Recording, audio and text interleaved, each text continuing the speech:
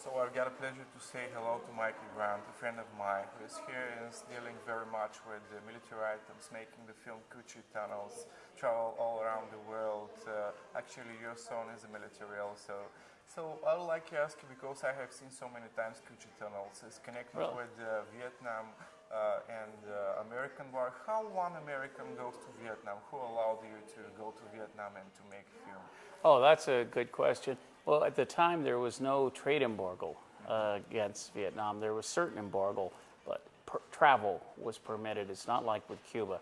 And so I was able to go to Hanoi and start negotiating to make a film. I was interested in making initially a film about how could a really poor country, defeat the United States. And there was a book called The Techno War in Vietnam. What it was a compared developing weapons with hundreds of millions of dollars investment versus a bunch of farmers sitting around and thinking how to blow up a helicopter. And they were very effective, and they did it with very little money. So that was my initial idea, was a film that looked at technology versus primitive common sense thinking. And so I presented it to Hanoi, and they were really wanting to start relations with the United States. So as it turned out, they were very helpful to figure out how we could work together.